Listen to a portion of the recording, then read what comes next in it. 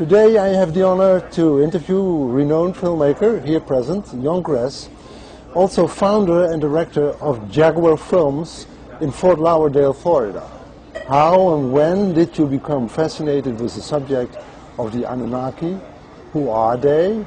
And where do they come from? I became fascinated with the subject of the Anunnaki as a small boy, actually. I was probably somewhere between 10 and 12 years old, and Zecharia Sitchin came out with his first book at around that time. Yes. And I happened across it in a bookstore, and I was hooked from then on. As a small child, I had a lot of the same questions that he did regarding the biblical phrasings that seemed to be a little contradictory. So a lot of those same questions, I guess, were going on through my mind at the same time.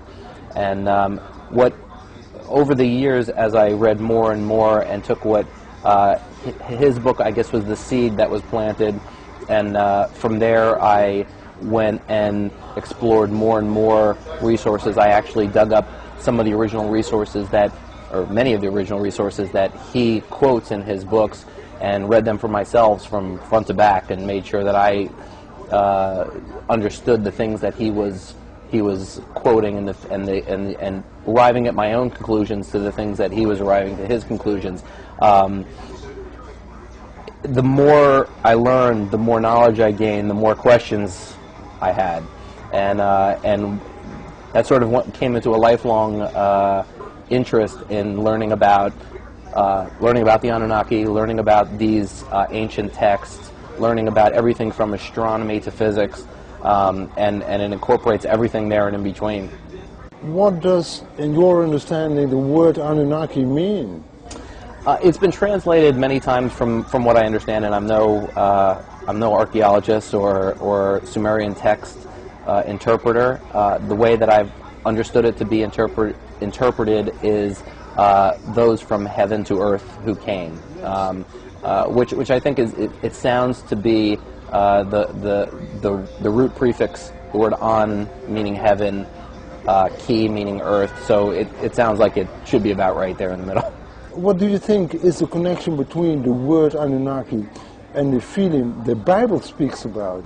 Well, you know, that actually was probably one of my first, one of the instigators of my first interest, was the apparent contradiction between the whole concept of Judeo-Christian religions having a monotheism, one singular God, and what's actually written in the Bible. And actually we use that as sort of the opener for the movie.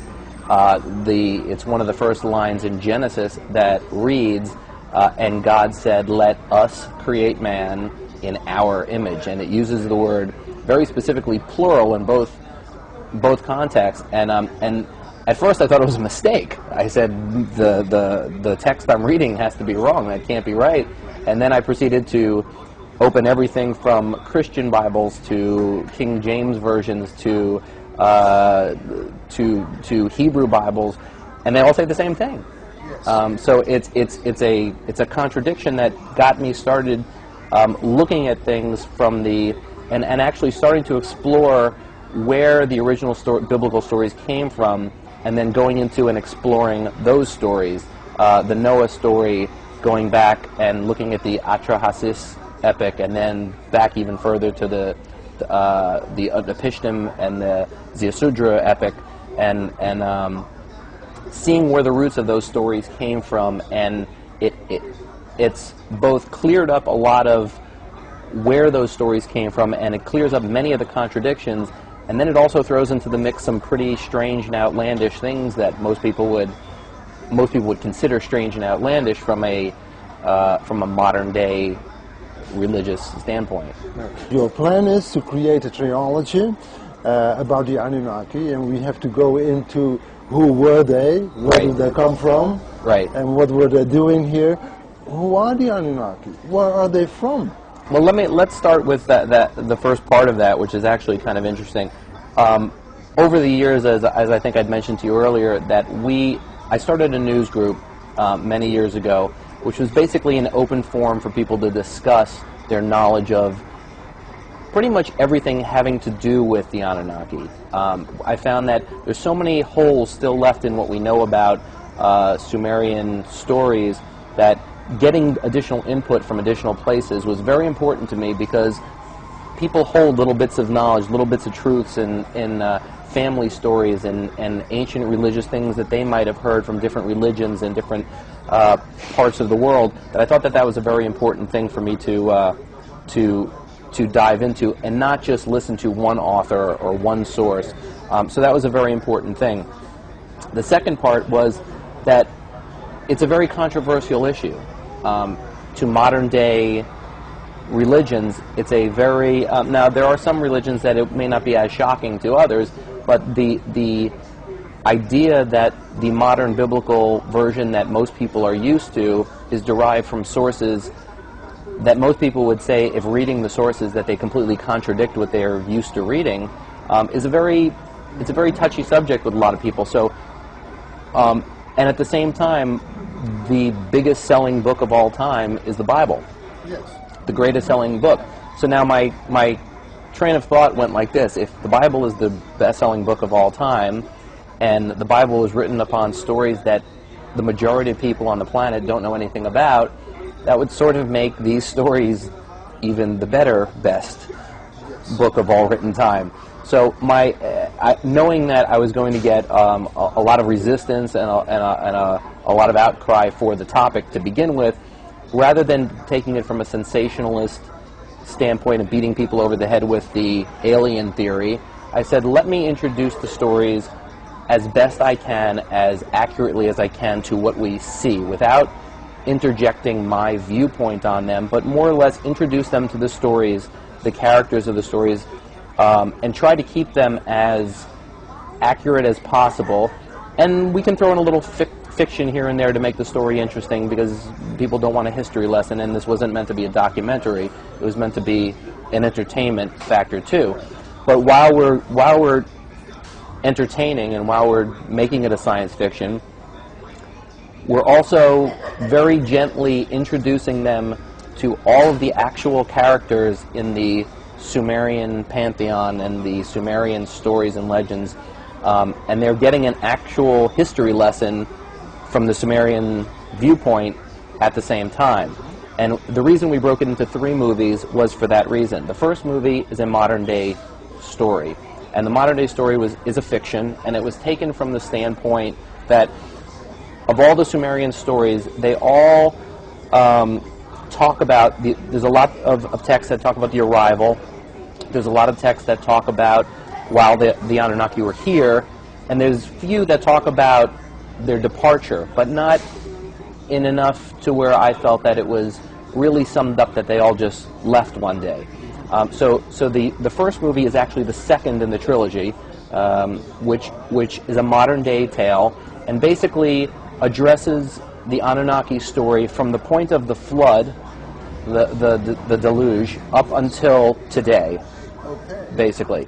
The second movie in the trilogy, I felt that after people were introduced and interested enough to do what our actors who worked on the movie, who didn't know much about the topic when we first started, everybody who comes into context and is gently introduced to it becomes enamored with the topic and wants to learn more and more and more. So my feeling was, rather than beat people over the head with it, gently introduce them to a very interesting story, let them absorb it gently without putting any kind of threat to their personal beliefs in it.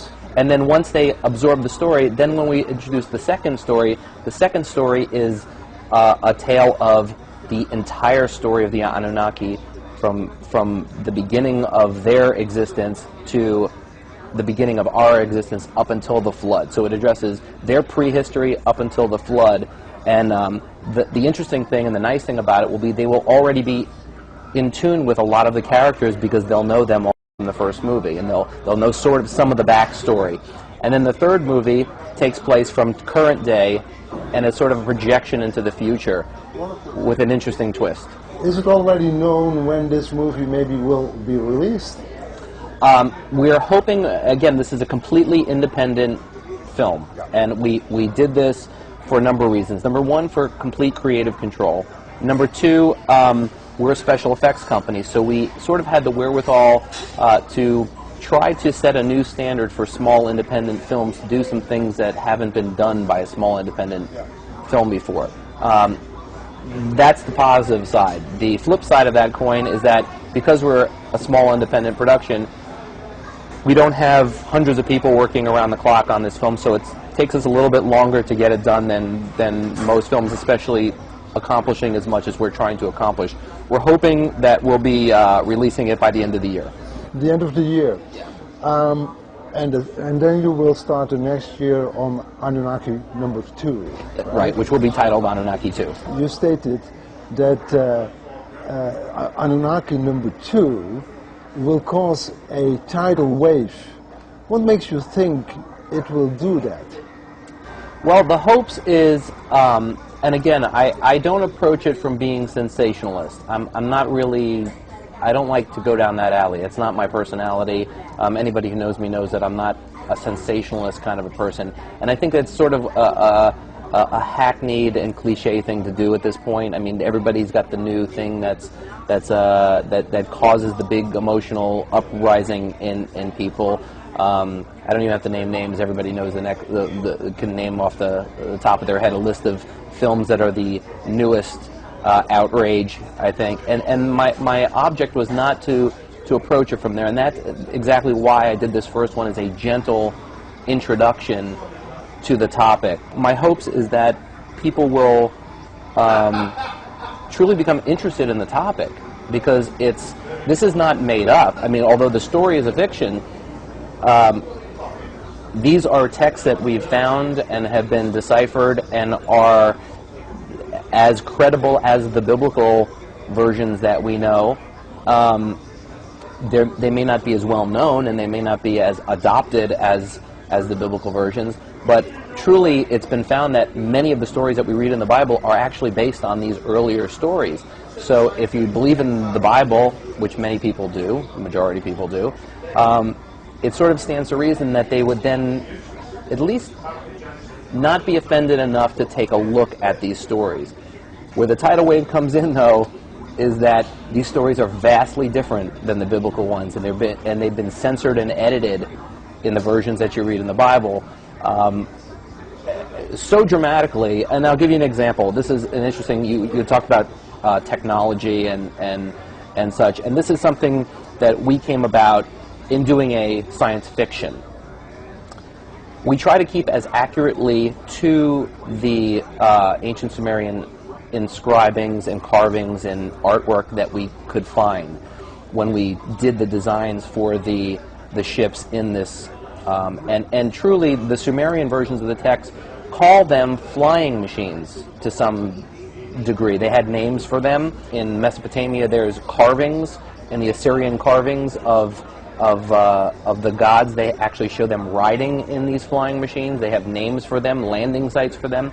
So what we did is we took the original carvings and we created a reverse engineered them, if you will, to create a working ship. And what we found out was actually extremely interesting. While going through this with some scientists who are in the aeronautical field, we said, well, this is sort of a plausible design, but you know, this wouldn't be very efficient for flying under circumstances. It would be great for flying low altitudes with the wings spread. And then I came up with the idea, well, what if we folded the wings in for other type of takeoff? I had gone through some Indian Hindu texts and descriptions of other types of ships from ancient texts. And what we found was, what we were left with when the wings came in is the stereotypical UFO. The stereotypical UFO design is what you're left with, which then again, of course, led us into trying to reverse engineer some of that. Is it a vertical takeoff? Is it what's the means of propulsion? And we started doing a lot of these designs, and we found that the results we had were very interesting. If we look at the big success of the book The Da Vinci Code, which also became a wonderful movie, this is a kind of a development which you can compare, let's say, the production of the trilogy 1 Anunnaki, 2, 3, maybe with the development of books coming out like the Da Vinci Code. What do you think about that? Well, the Da Vinci Code, it's interesting because that Da Vinci Code caused such an uprising. It caused a big stir in what that was about.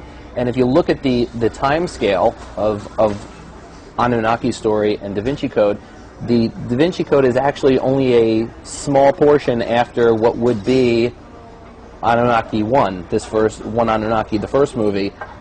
It would really be from the time that the next movie, Anunnaki 2, ends, which is after the flood.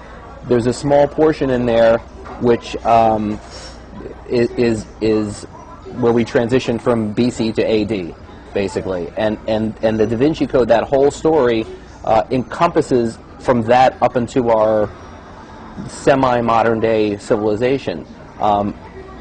It leaves the whole backstory behind it wide open.